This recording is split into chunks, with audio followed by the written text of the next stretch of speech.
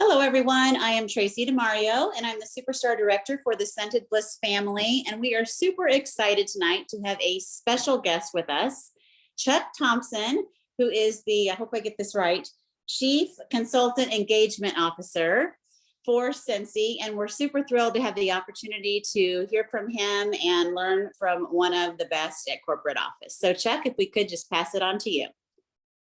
Sounds great. Hey, thanks for taking a Friday out of your day. And one thing that I always worry about is that the time we spend together wasn't worth the sacrifice. So in the end, when this is all said and done, I hope that doesn't become the case. And so anyway, like I said, my name is Chuck Thompson. The last name isn't familiar. I don't know how many of you know me or don't know me or never met me. I always have the assumption that everybody knows me just because you kind of get in that position. And then someone told me a long time ago, man, I loved what you were saying, but I had no idea who you were.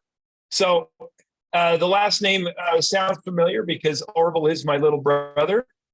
He asked me to come work for him twice. I said yes the second time. And best decision I ever made. I came early on. We had, it was in 2006. The company hadn't even sold $1 million worth of product yet. And there were only about 435, 440 consultants. So, and we had to share a computer.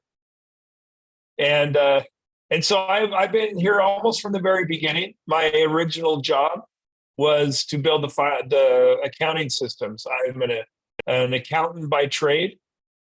Even though I spent most of my pre-Scentsy life in the car business, I always wanted to be a car dealer. That was my goal. And I realized that you had to choose between being a car dealer and being a husband and father. So I chose that instead. It was a very hard business on a family. And the interesting part was I wasn't looking, but wasn't happy when Orville asked me to come work for him. And it's very interesting. I never thought about working for Orville. At the time, Orville was the fair and show guy. He was the carnival barker. I mean, he was very successful at it. He had a great business, but I'm like, no, mom already has a car salesman and a carnival barker. She doesn't need two carnival barkers in the in the family. Anyway, so I started working for him, and I built the accounting systems, built up a lot of the compliance rules, helped form or started managing the consultant support department pretty much right off the bat, and did some of the hiring of some of the people that are still there. So it was a busy time. We wore a lot of hats. So one of the things that Orville always taught was to give more than you take. And as employees, as an employer, as a manager, as a boss, I remember very early on him sitting me down and say, oh, well, we were sitting around talking. And he said, one day in the company, we're going to be surrounded by people that are way, way more capable than we are, smarter than us, better educated, more talented. He said, and whether we work for them or they work for us is going to depend on the effort that we put in to personal growth and to that management. And then the other piece was, but never be afraid to hire somebody better than you. And that was the greatest piece of advice he could ever give me.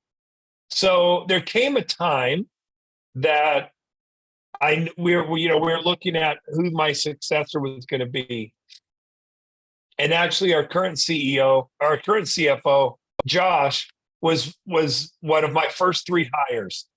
And he was the one, even from the very beginning, that we were grooming to originally take my place.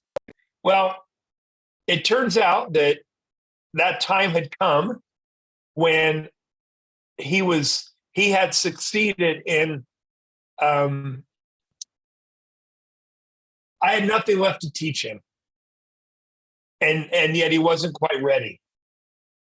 So there came a time when, one has to be humble enough to go, yeah, somebody else needs to do this. So we ended up hiring a gentleman named Reed, and I was able to go back to my first love in the business, which is you guys, the consultants. And so I was put in charge of all of the consultant facing departments: consultant development and training, events, support, account services, compliance, all of those departments. Deb at one time worked for me, Deb Bowden. And before Orville and Heidi left, the decision was made that it needed that those needed to be split, and Deb needed to take over the training and development because I needed to concentrate even more on the events and some of the internal teams, and just spread a little bit too thin.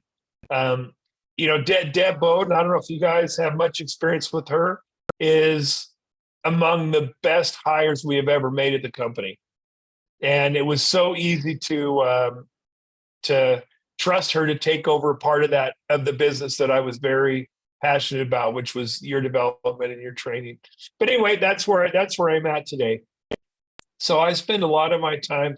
Oh, and the other piece that I've always been very much a part of is the business rules. That means, not just the compliance rules that you guys have to live by, but also the internal rules that we use. For example, we don't sell directly to the public. We only sell through consultants. That's a business rule. And so anytime there's changes wanted in the way we operate as a company, I'm part of those decision making as well. So anyway, that's a little bit of my background, and I've loved every minute, all the ups and downs. But I give you a little bit of that background for a couple of reasons. One, I've seen everything. Before I came, it was pretty small, and it was still tenuous whether it was actually going to be a success or not. And so I've been fortunate to know everything. And so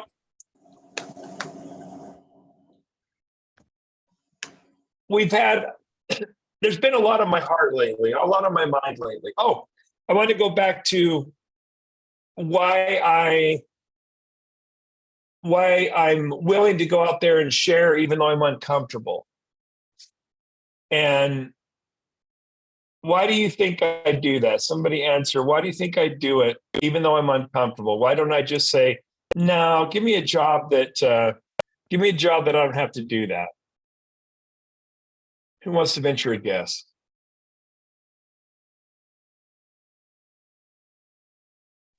I don't know if you saw the chat, but Lisa said because you care. I'm watching it. Yeah. Okay. That's how you grow. Exactly. So my life's work, the thing I dedicated my life to as soon as I told Orville yes, was to you guys. To your success, to your dreams, to your hopes. And so for me, it was whatever I have to do to accomplish my mission, and that is to serve you guys. And so I will do the uncomfortable things because my reason to be is strong enough to overcome everything I need to. Tracy, you have some athletes in your family, and athletes are an amazing group. Do you have to tell somebody that wants to be a professional athlete that they need to get the sleep and eat right? Do you have to force them? Do you have to beg them to, hey, don't stay out late? Do you even have to give them a curfew? Right? For the most part, no. Why do they eat right? All their friends aren't eating right. They do it because they want to be the best, and that's the sacrifices they have to make. So for me, I wanted to be authentically known that if nobody in the world believes in you, you have at least one person that without exception believes in you. And so that requires me to do things that are uncomfortable so that you can get to know me. it requires me to be vulnerable, so that when you imagine this not mythical person, but when you imagine this person you don't know who says, he really does care about me, it's important that you see me enough to know that's not just a sales pitch. And Orville said a great story one time. He was talking about how his kids were kind of upset that he spent so much time with Grace. And well, number one, he said, it isn't the way I treat you, it's the way she treats me. That was one of them. But somebody asked him, who is your favorite child? I have 5 kids. He has 5 kids. Says, who is your favorite child? And his answer was, whichever one needs me to be at the time. And that's kind of the way I feel about you guys, right? Obviously, I can't do everything for everybody, but I'll do for as many as I can. And who's the most important consultant? The one that needs me right now. That's the most important one. And so anyway, that's kind of why we do hard things. And as you guys grow your team, if that's your goal, and this is one of those things where I think Orville set the right, our Scentsy culture is set right, that if you really strive to be a leader, you have to become a giver. You have to become a person that looks outward and not inwardly. You can fight that culture or that desire, but you're not going to be happy. And our desire is, that you're financially successful, and more importantly, that you're just happy people, and that what you do makes you happy. And so, for those of you that want to be leaders, that you're gonna be sacrificing some things that others won't do. Now is one of those times. Now's one of the times where leaders will emerge, and they're not going to show up tomorrow, because the work you're doing to become a leader in the future is what's starting right now. And it's a mental game. So Tracy asked me to talk a little bit about business cycles and what we've seen over the years. Right now, it's a very interesting time. It's one where the prior 2 years were so outliers, and once in a while they were like 100-year flood, right? People build homes in 100-year floodplains, right? And they get damaged and destroyed in a 100-year flood, and then they go buy them again. And so, just like natural cycles, business cycles are somewhat the same. Our lives are somewhat the same. Our relationships are the same. They have ups and downs. But you guys, we're a little bit unique in that we're sort of collectively making Scentsy go up as a company or down as a company. It's a culmination of each of you as individuals. And so I think about it like let's say a congregation at a church. Congregation at a church is full of all sorts of just families. Some of those families are really struggling. Some of those families are really thriving.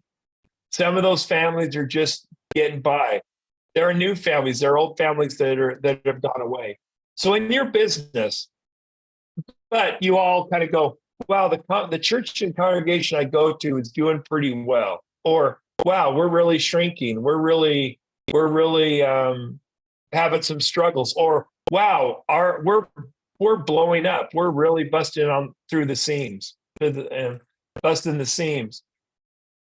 And that's kind of what happens in our businesses. And we tend to look outwardly and go, wow, I'm not really struggling, but I read a lot that everyone's struggling, so maybe I should be struggling. When in reality, when times are really good, you're thinking, wow, everyone's doing great. I'm not doing so great, even though you're doing better than you ever have. And I sadly forgot my graphic, but I'm gonna do one really quick, and it's gonna be kind of goofy, but because I don't know if it's gonna do it right.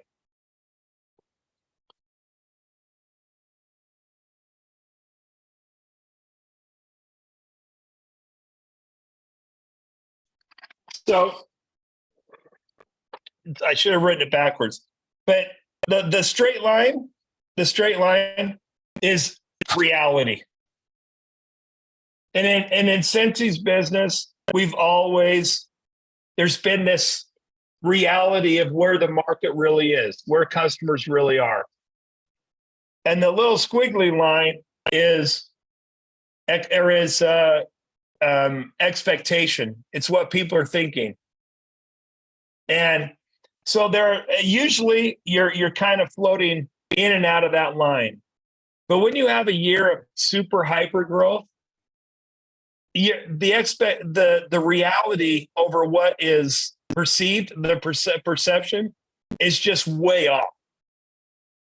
And what we found over time is whenever the perception is really high, it's going to have a dip when it tries to recorrect itself into reality. And so where it was not quite as good as people thought it was in 2020 and 2021, there were some fundamental things going on that were not sustainable, but we all kind of closed our eyes to it. Now, as we go into an inevitable dip, the discouragement is far greater than the reality. The reality is Scentsy's always been a really strong company. It's well run. Its products are loved. When we talk to new people and ones that have been around a long time as well, they never have that big of a problem selling it. People still do it at fairs and shows because it sells every time they go. When somebody gets introduced to it new, they get introduced to it properly, it always sells. When consultants leave, their customers don't tend to leave. They tend to find another sales for another consultant. And so I guess what I put that up is you need to look at collectively as, hey, what can I do for the community? But in the words of one of my mentors in the car business, actually, no, it was a statement made by a leader in Amway, believe it or not, when I was in Amway. Incredible problems they had back in the early 80s of people not being honest, the field. But there was also some tremendous things being taught by those leaders. And one of them was he was an accountant by trade and now was a superstar director equivalent. And he just said, there's a recession going on right now. Or as he goes, I heard there's a recession going on right now. And he slaps the podium and says, I refuse to participate. And that's the attitude anybody that wants to grow needs to have. Hey, I hear Scentsy sales are down. I refuse to participate. I'm not going to, I heard recruiting's tough. I refuse to participate. And why? Because if I have to, I'm going to pretend like I'm somebody else on stage to do what has to be done. If my sales needed to be 2,000 and I could do that with 100 customers before, and I need 150 customers now, well, I'm going to do like a world-class athlete does. I'm going to get the sleep I need. I'm going to eat the right foods. I'm going to go to the gym and work out. I'm going to make it happen. Now, the how to make that happen has to be on the individual, because me personally, I'm not a goal setter. I don't write them down. I remember being taught, if you're not a goal setter, you're not going to succeed. Well, it turns out that I kind of skipped that write it down part of making goals, but I am an amazing dream builder in my head. I spend a lot of time visualizing what I want. And our brains are magical. They don't know the difference between the truth and a lie. Did you know that? Neuroscience has proven that our brains do not know the difference between a truth and a lie. which is why it's so important what you feed your brain. You know, if you keep feeding your brain with, and it's really what they say, books you read, TV shows you watch, friends you have, conversations you listen to. Now we need to add websites you're on, social media pages you're on. You know, if you fill your brain with things that are not going right, your subconscious will make sure things don't go right.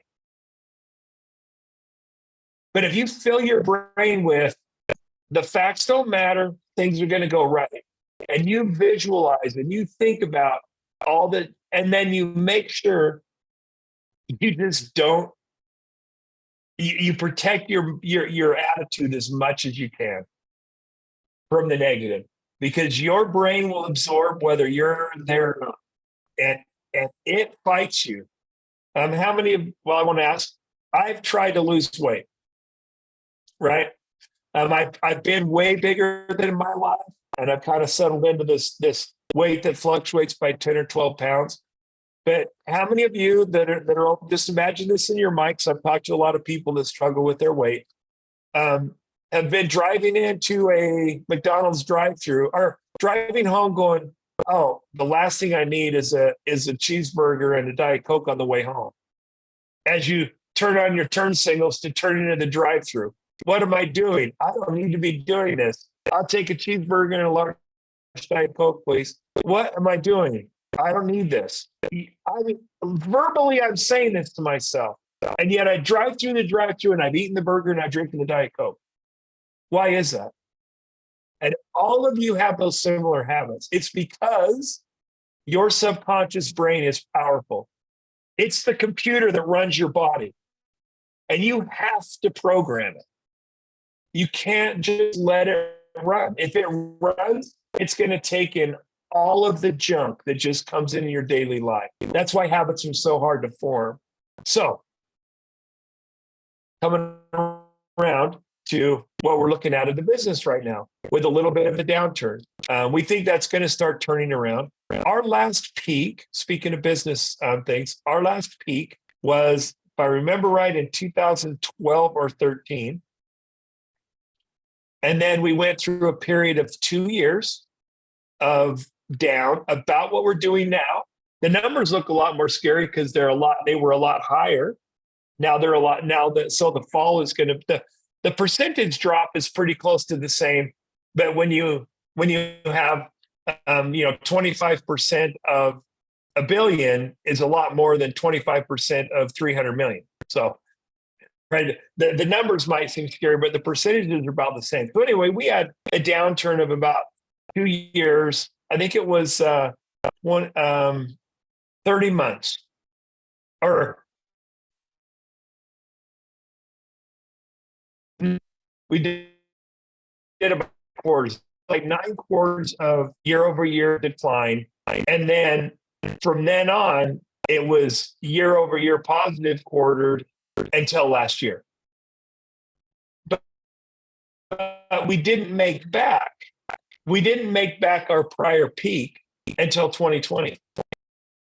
And so every from 2013 to 2020 thought, this is great. We're growing. It's great. Scentsy's great. Recruiting was steady. Growth was steady.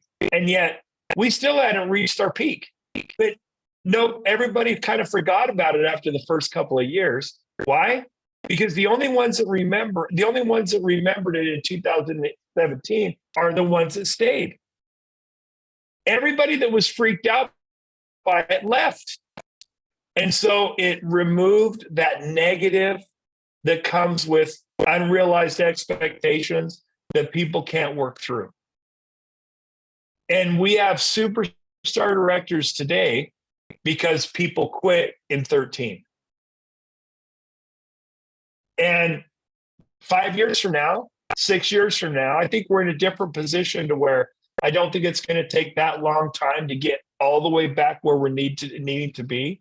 But that's something for me to worry about. That's something for Scentsy to worry about. There's not a person in the Scentsy world, because we're a company that does a pretty good job of servicing your businesses that can't succeed beyond their wildest dreams if they work hard.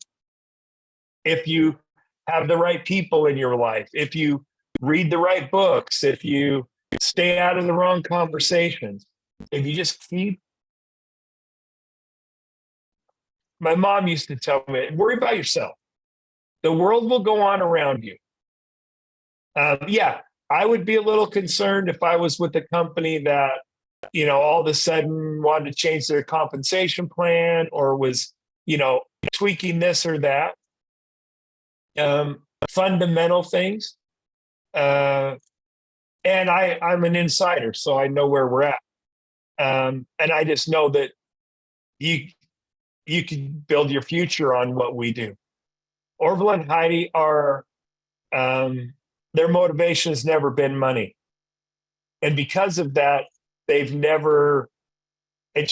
just run our business different.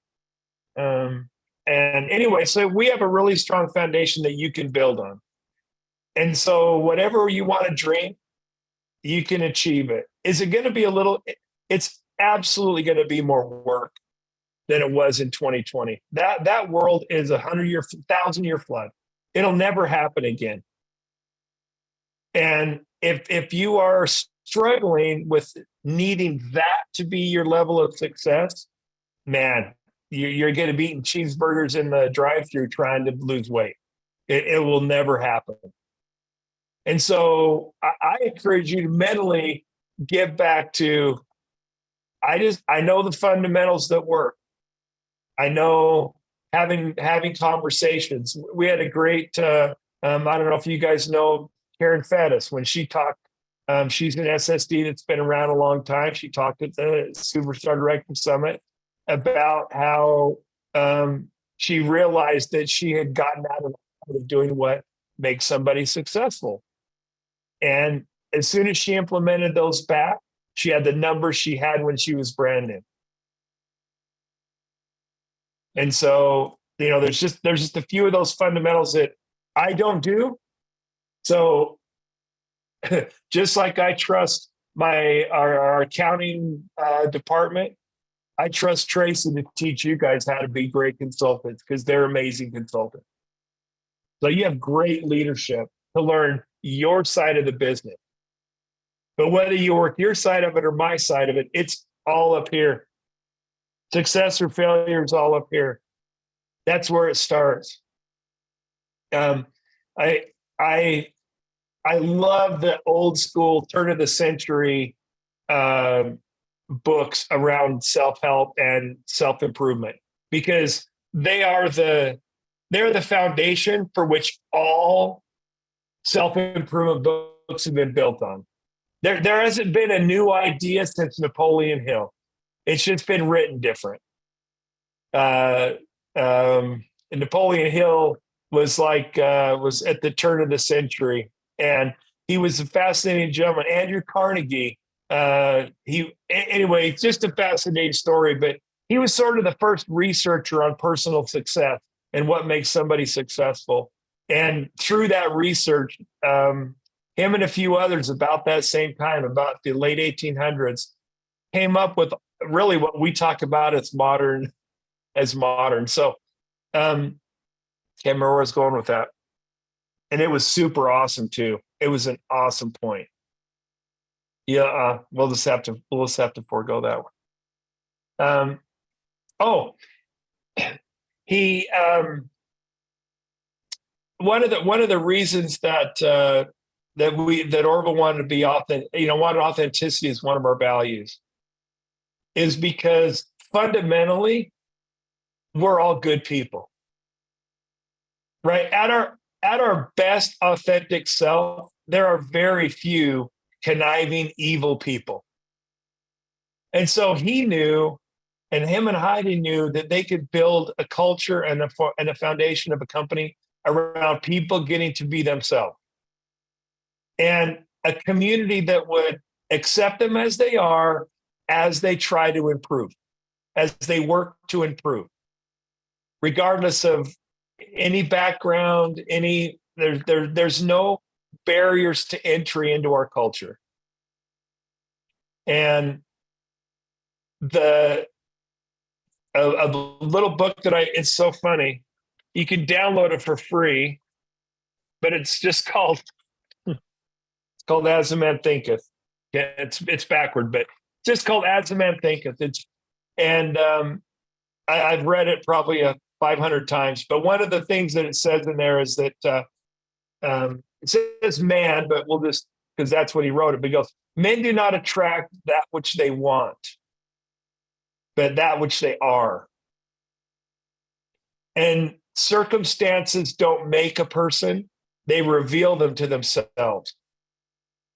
And what that means is, where you're at in life where you're at isn't because of circumstances you've been around. It's because of the decisions you've made to get you to that point. And the beauty of that is we are the masters of our own destinies. We do not have to be beholden to our circumstances. And once somebody knows that in their heart and believes that in their mind, then they start acting different. One of my favorite saying, one of my mantras, I guess, and I try to tell my kids, there's a difference between broke and poor. What do you think that difference is? What's the difference between being broke and being poor? I'll tell you. Let's see here. Mindset. Absolutely right. Right? Being poor is a mindset. Being broke is temporarily out of money. And I know extremely wealthy people that are poor. They are selfish. They hoard. They don't share. They're not loving. They're materialistic. And then I know poor people that are just broke. I'm sorry, I know people without money that are just broke. They just don't have resources, but they have hope. They're not materialistic. Some of my favorite people are humble people with money. Man, they are a lot of fun. My dad always taught us that. I mean, we never had a lot of money growing up. My dad, in fact, when I was in high school, my dad lost his business. And for a year and a half, we ate what we had in food storage and what we could milk and grow in our garden. My dad was one of the leading businessmen in town. And when his business went up, with a smile on his face so that he could pay his bills, he went to work at a convenience store and a rental store, right? He was an example of somebody that was just broke. And did he lose his reputation because his title changed? Or he was going through a difficulty in his business? Did the community look down on him because he went and took a job at a convenience store? No, absolutely not. They admired him because they knew why he did that. They knew why he did that. So I just think don't be poor, because money will just make your life miserable. If you have a poor mindset, money just makes you miserable. Have a broke one. I'm just temporarily out of cash. Just temporary. And guess what? You'll be broke more often than more often than you probably want to be. Those of us that have raised families, I never thought I would have anything more than paycheck to paycheck again in my life. Because you just don't have that very often when you're raising a family. But guess what? It gets better once they start leaving. So anyway, that was what I was thinking on there. So as we're looking today, there's a lot of talk out there. If you're on the director pay, there's a lot of talk. What's Scentsy going to do now? Doesn't matter what we do, other than just staying in business and keeping you with product. What are you going to do? And then finally, because I think I've probably taken more time than you want me to. The direct selling news, it's called directsellingnews.com, have a fantastic article about the coming generations. They did a nationwide study, and a pretty scientific one, and it broke a lot of myths about Gen Z and the millennials.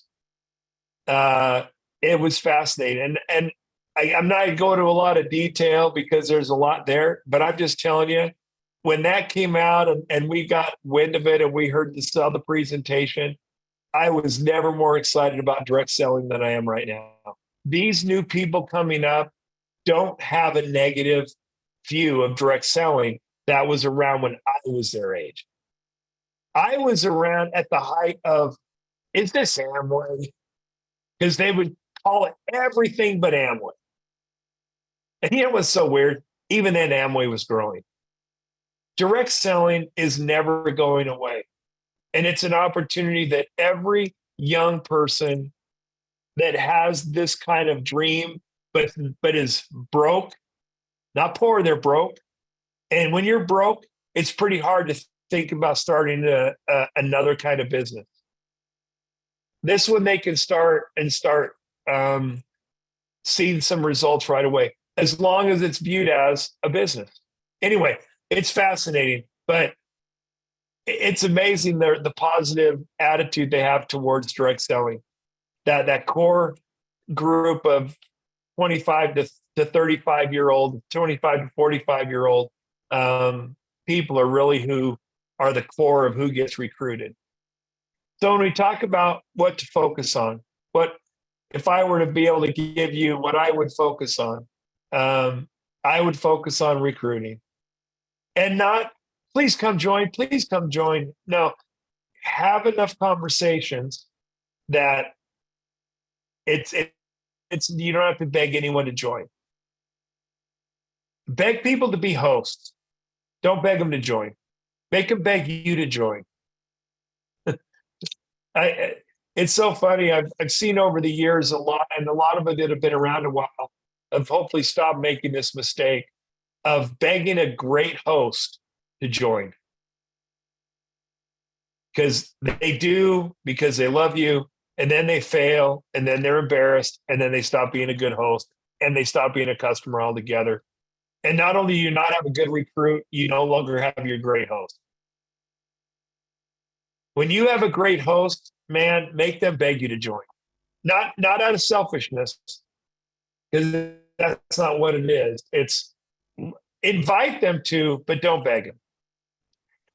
And the other one is, and this is honestly the last, I was in the car business for a long time. The last 10 years of it was in the back office as a controller for a big dealership. So I wasn't on the sales floor anymore, but I was on the sales floor, sales manager, new car manager, a few of those things. So I've trained a lot of people. Car salesmen come and go, not unlike, recruits. It's a low barrier of entry to become a car salesman. I remember because I always wanted to do it. And so I thought I was so special that the first place I interviewed with hired me. And then I realized that the requirements were, if you can fog a mirror, we'll give you a shot. Because it was straight commission. They didn't pay you if you didn't sell anything. So they'd hire anybody.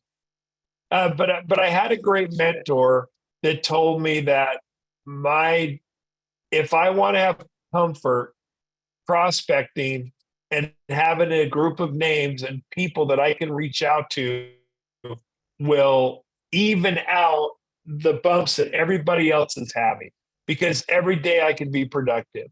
So I just encourage you to get in the habit, figure out how you can do it, but add as many names to your prospect list as you possibly can, as fast as you can. And every conversation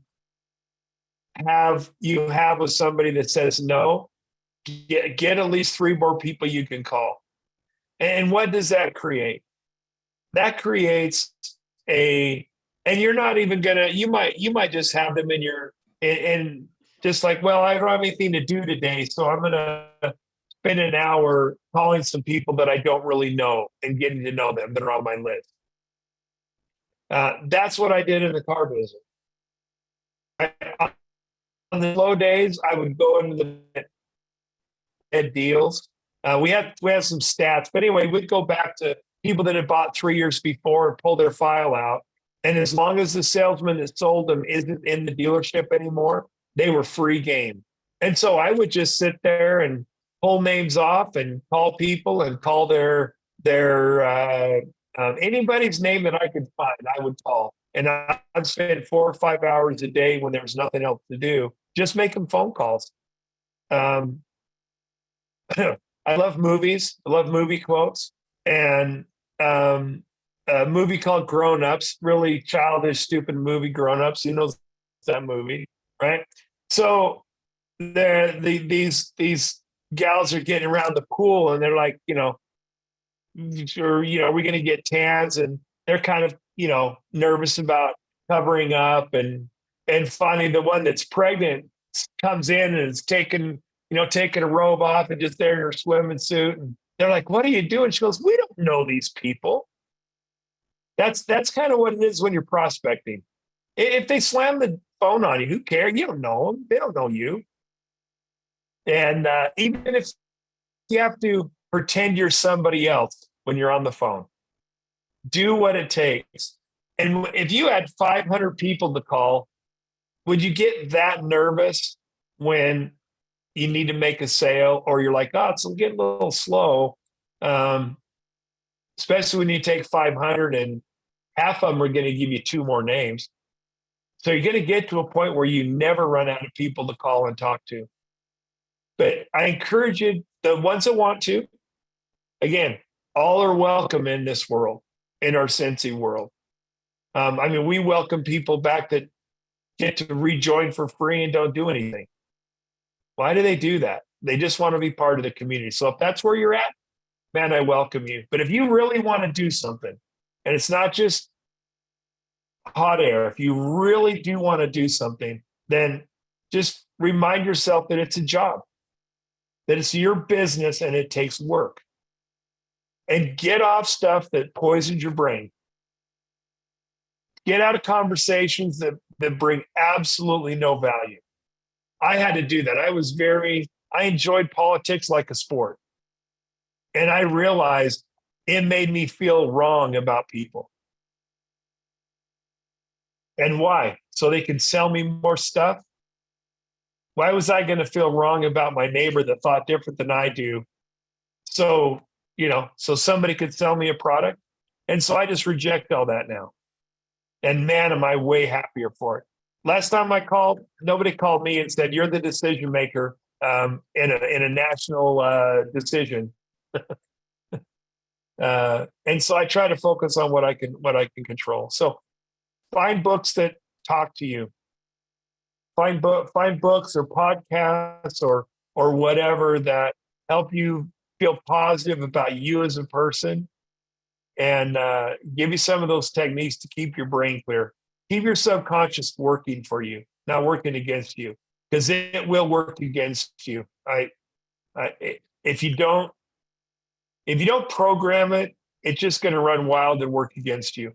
And if you're not getting the results that you think you need or you want, it's because your brain's not programmed and you need to reprogram it. Because if you're not getting the results, it's not because of circumstances, right? It's something you need to look inwardly and go, okay, what do I need to change?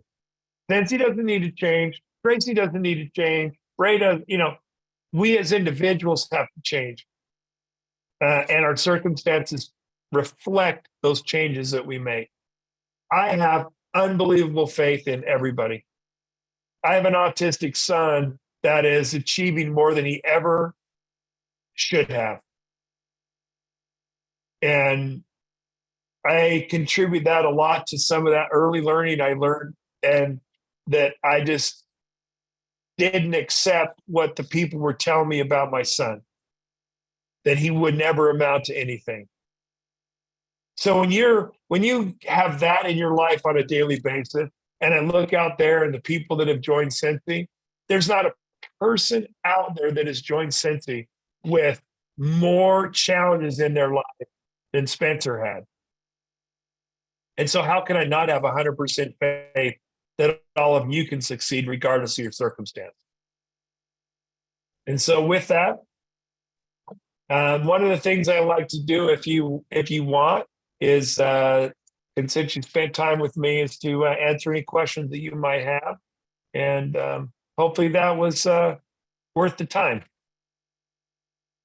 Awesome. Thank you. Well, I can speak for everyone. I have a feeling that they all have got just as much out of it as I definitely did. I always love hearing from you. You are one of our favorites. We are Team Chuck. So thank you for spending your evening with us. And with that, yes, let's, we have this opportunity. He said he's going to make more time for us on his Friday night. So who has something they would like to ask Chuck? You can unmute or you can use the chat, whichever you're more comfortable with. I'll say there is one thing about me is unless it's secret, I don't usually pull punches. I'm pretty authentic in my answers because I think you're all grown-ups and deserve it. So. Okay, let's see who's going to be bold, who's going to get uncomfortable and ask him a question. Chuck, I have a question for you. Mm-hmm. And I know I have personally asked you this before, and I love your answers, which is why I'm going to ask you again for everybody here, is why should people go to SFR?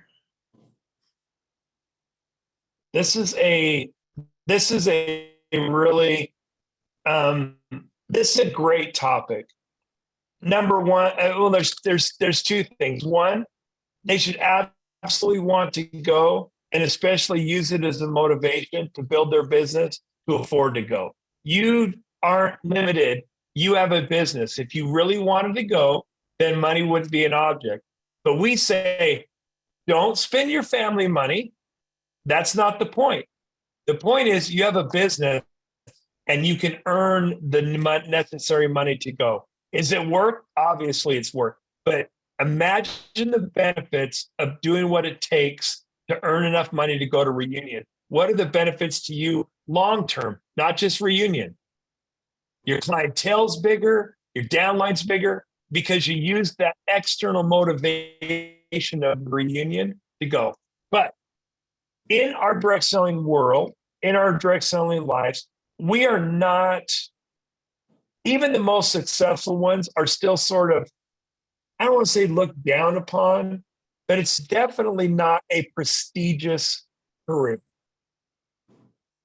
And so we get together on something like this. We have all the feels, and then we go back to our lives, and 98% of the people in our lives are either neutral or negative about what we're doing. And even the neutral ones are you have supporters, no doubt. But even the neutral ones are sort of like, it's just kind of their fun thing, And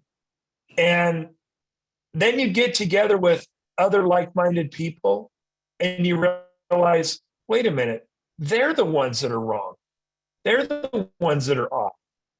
But if you don't come together in person, nothing taught us more the value of in person than COVID. That there's something that you cannot get virtually. There's that intangible that happens at an actual event that you just can't duplicate in person. Maybe it's a feeling, maybe I don't know what it is, but there's something about a live event that makes it worth it. And I've always looked at it like we're coals in a fire. And the events that we do are the fire. And so we all get together as these little coals and it becomes a roaring fire. And we're red hot and we leave that fire and we go out into the world. And for those that have ever camped and pulled out I'm a boy. So of course I took coals out of the fire and tried to write my name and do all these cool things at night. And depending on how hot they were going in, they last quite a long time. But if they don't go back into the fire, they go cold. And sometimes you can group 3 or 4 pulls together and they'll last a little bit longer. But at some point, they have to be put back in the fire. That's what live in-person reunion is. It's the fire. And it gives you the opportunity to be reminded why you're doing this. Why you're doing it.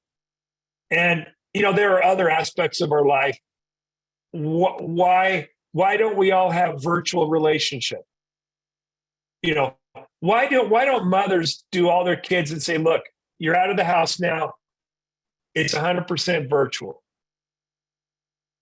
Husbands and wives, you know what? I prefer a virtual wedding.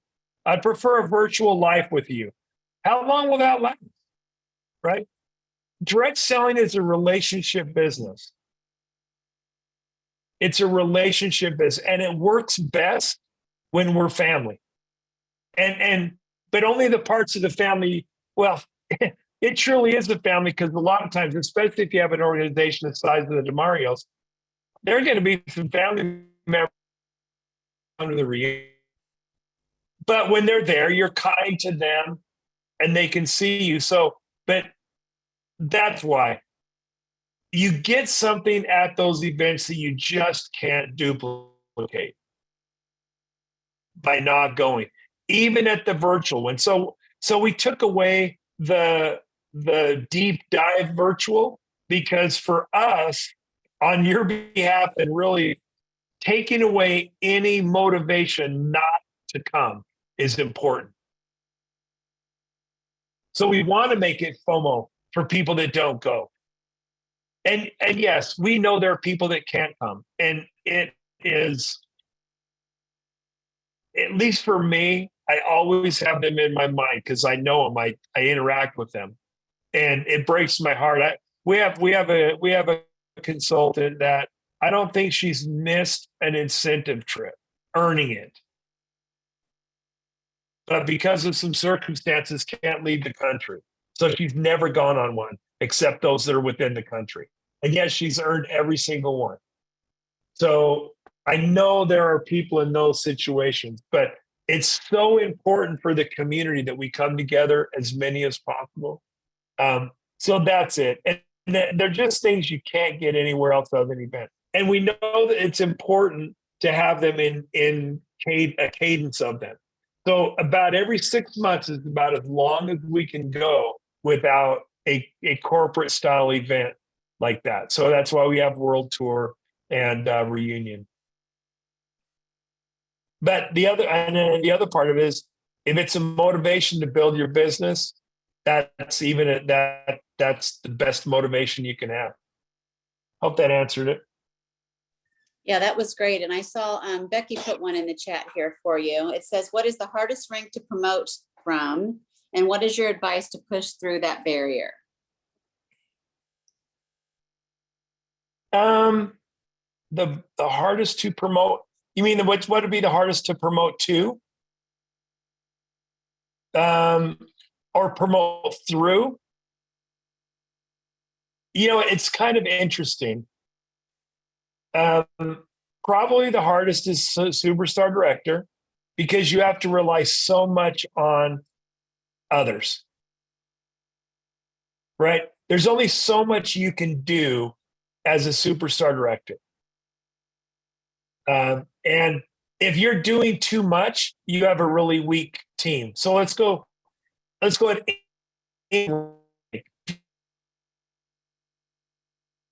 people. You're going to struggle.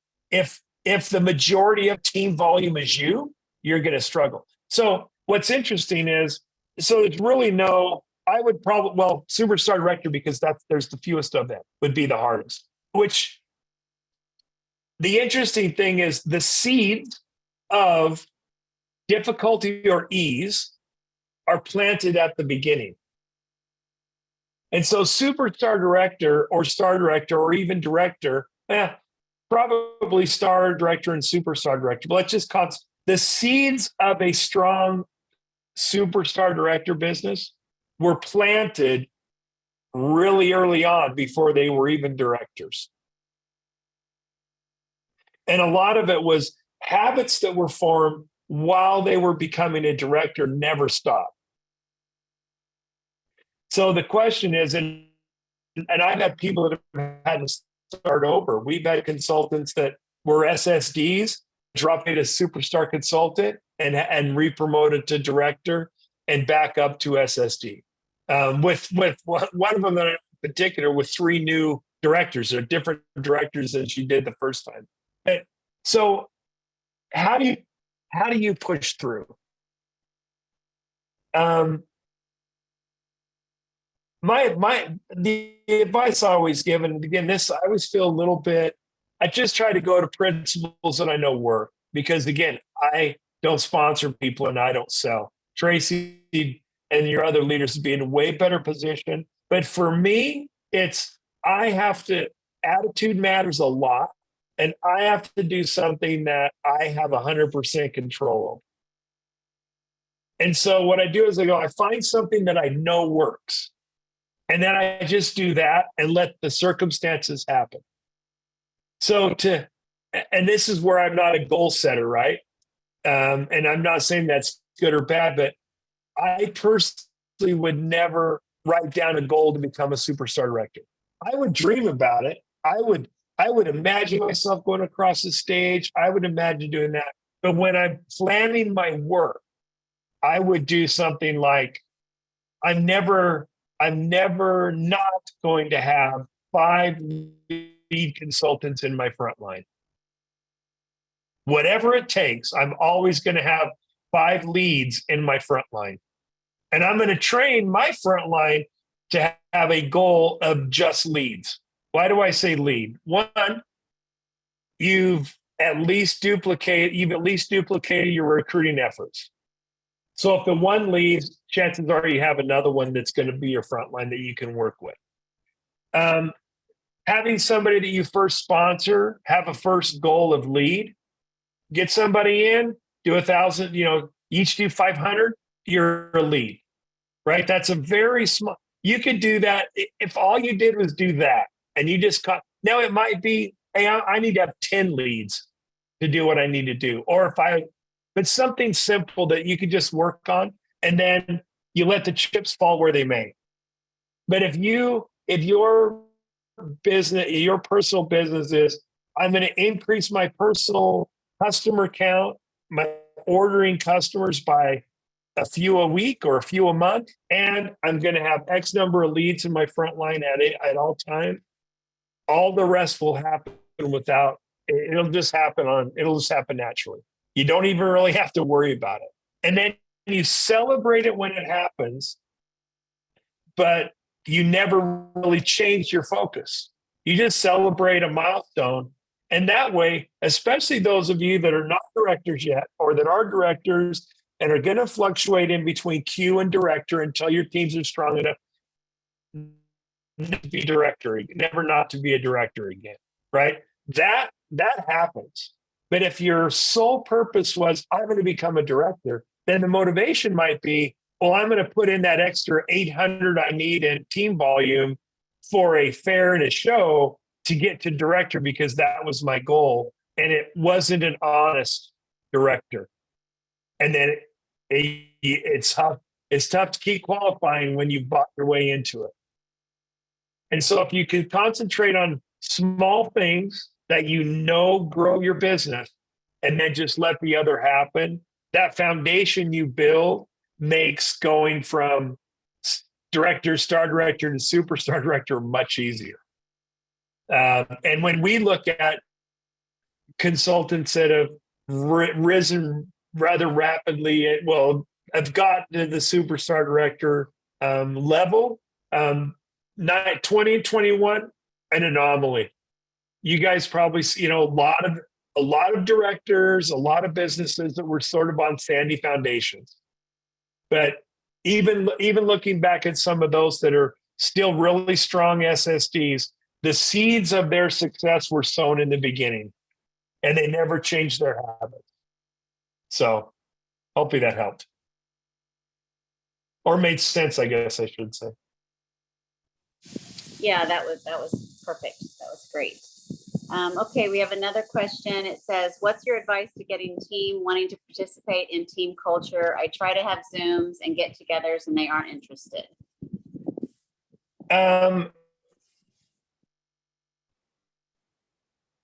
Yeah, I think it's just like everything else. One of two things have to happen. Either your messaging's wrong, either you're wrong or they're wrong. So, I mean, it's as simple as that, right? Either, well, they don't want to participate because I'm wrong, or I need to go get some people that want to participate. So only you can determine what that is. My guess is I would look in the mirror first. What is it that they are not engaging? And not in a critical, you're a loser, they don't want to interact with you, but you have to be honest and go, what can I do differently? What would compel me to watch somebody else? I like YouTube channels, right? I'm a fan of these makers on YouTube. They're fun to watch. And I watch a guy from Oklahoma. It's called Puddin's Fab Shop. He's an Oklahoma tinker in his garage, and it's all just redneck stuff. I love it. But I watched his original like launch video, and I'm like, who's this guy? That's not the guy that I watch. And you could tell he was forcing it. He wasn't authentic. And he just came across wrong.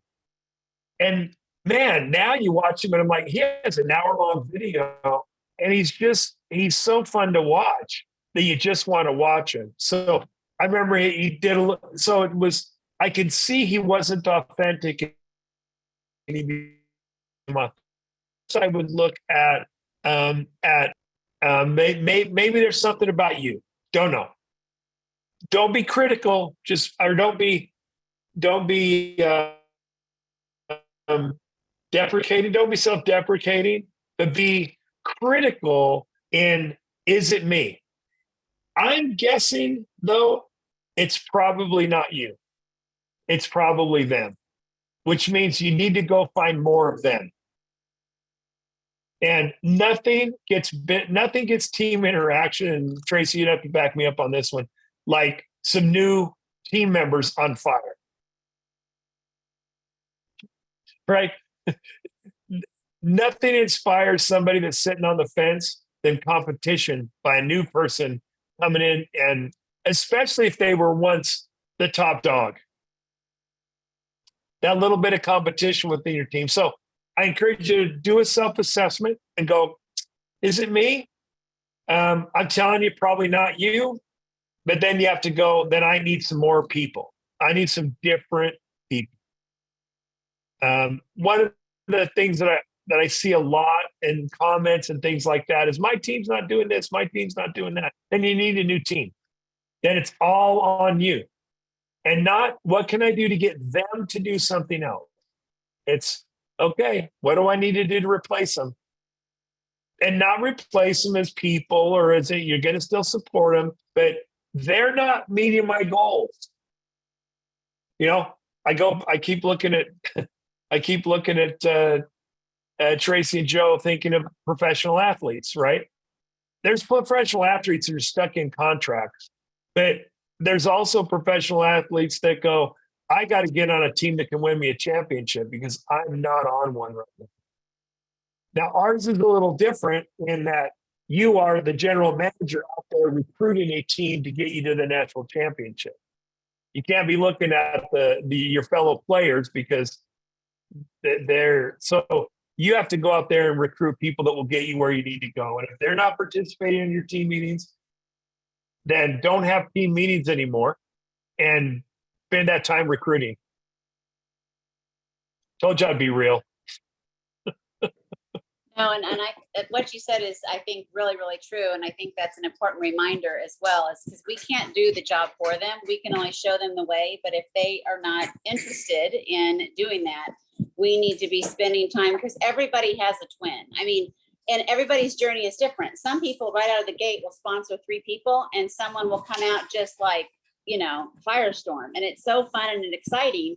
Whereas the next person may sponsor 10 people, and they're all just not really showing up to things, not real invested, not wanting to do a launch party.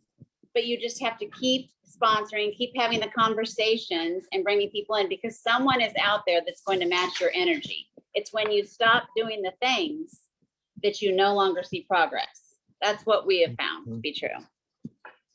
And keep your eyes in your own lane. Another person's journey isn't your journey. I mean, think about me. When you're tempted to look and be jealous of somebody else, think about me. I'm the older brother of my millionaire brother, who not only will have vastly more material things than I do. When he's in the room, I might as well be invisible, right? When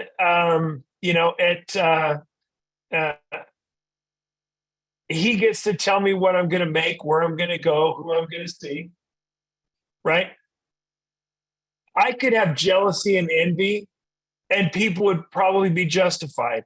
They'd be going, well, why doesn't he give you more? Right? I mean, there's going to be people in our lives that we look up to and go, or that we look to and go, oh man, how did somebody like that get that? I'm just telling you, that is absolute poison in your life. It doesn't make their life miserable. They're not even aware of it. It will steal not just your prosperity, it will steal your comfort, your joy, your relationships with your other family and friends. Man, envy is a killer of everything good. And I remember I say this with 100% authority, because I overcame it, that you can overcome it. I mean, I was somewhat envious of Orville. I remember, because he was always more successful than I was financially. There's reasons for that. There's a lot of reasons why I work for him and he doesn't work for me. And it goes back to our childhood and the decisions we make. Weird about that, right? Weird the foundations that we set when we were children led us to this point. But when my wife and I were talking about me coming to work for my brother, I was a little disgruntled in the car business anyway. And so I was like, oh, it'd be fun to go work with my brother. And my wise wife says, no, you need to come to grips with, she goes, I know how you think. You're always looking for the bigger, the better. You're always, you're never content with what you have. She goes, you have to promise me, and more important, promise yourself, that no matter what you get, you're going to live a life of joy, because he's going to have a lot more than you. He's going to tell you what job you're going to have.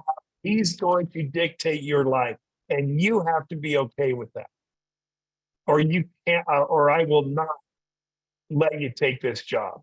I said, no, I'll be okay with it. Casual, took it casual, didn't take it serious.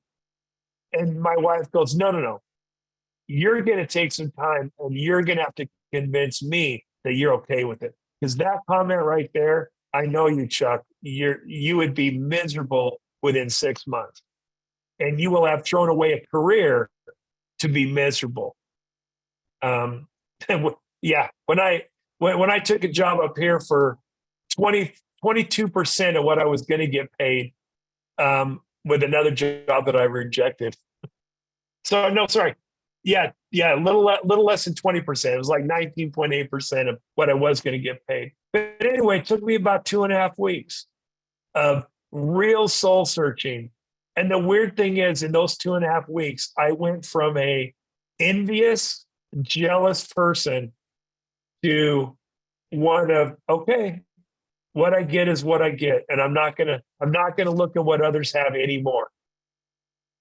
And so when the first time I heard Orville talk about arrows out and living a life of gratitude, it really resonated with me because of what my wife told me to do. Didn't use those same words, but of what my wife. So you can do it. And it's just a decision to say, I am no longer going to be envious of what others have. I'm going to worry about what I have, and I'm going to work to be happy with what I have. And I'm telling you, there is a joy you will not comprehend for a long time when you no longer look at what others have and wish you had. And I was reading in my journal about that same time because you know how things resonate with you and there's things you forget. And I remember talking to my dad when he lost his business. He lost his business to a cousin of his and my uncle. They were partners. And it was their terrible decisions. And I remember during that time, he was talking about, I think about it now, he was like 54. He was younger than I am. And I remember being a kid thinking that his life was over anyway. What did he care about losing a business? Anyway, and he was telling me a story of how he lost some of his inheritance to his brother. And I couldn't understand why he was so kind to his brother and why he didn't have feelings of envy or jealousy. And he just told me, and it took me 10 years more to overcome it. Well, more than that, 25 or 30 years almost, it seems like, to overcome it. But he said, son, never fall in love with something you don't own. Just never fall in love with something, because it was a thing. And he said, I was in love with my home and the mountains that I was around.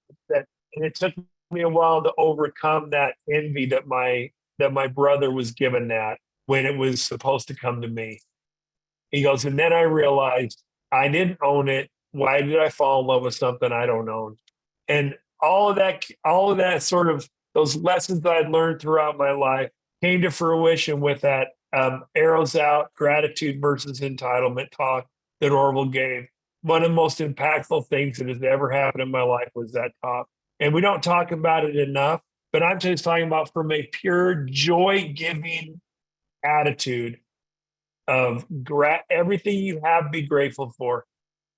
And if you think you're entitled to anything, just, man, chase that out of your life as much as possible. And just from a lifelong learner in that, it's not easy to do, but man, it is so worth it. It is so worth it. Regardless of your Scentsy life, it's worth it in your life. So anyway. Well, we do share that keynote often, obviously, because it's one that I can listen to. I've listened to so many times, and every time I get good reminders because, just like all things, you have these great habits, and then all of a sudden, for some reason, you're like, I can do better. I can be better, so, and it's great words of wisdom for sure. And we'll share it out in the group too, because again, we always have new people coming in, and we can't hear it enough. But I just want to thank you. I think that's a great way to wrap this up. But again, I just want to thank you so much for spending your evening with us. We are so grateful and appreciative. You are such a blessing to all of us. And we're better for having the opportunity to have you in our lives. And of course, as a part of the Scentsy culture. So we thank you so much and hope you have a fabulous night. And good night, everyone. You guys too. Love you all. We'll see you later. All right. Night-night. Bye.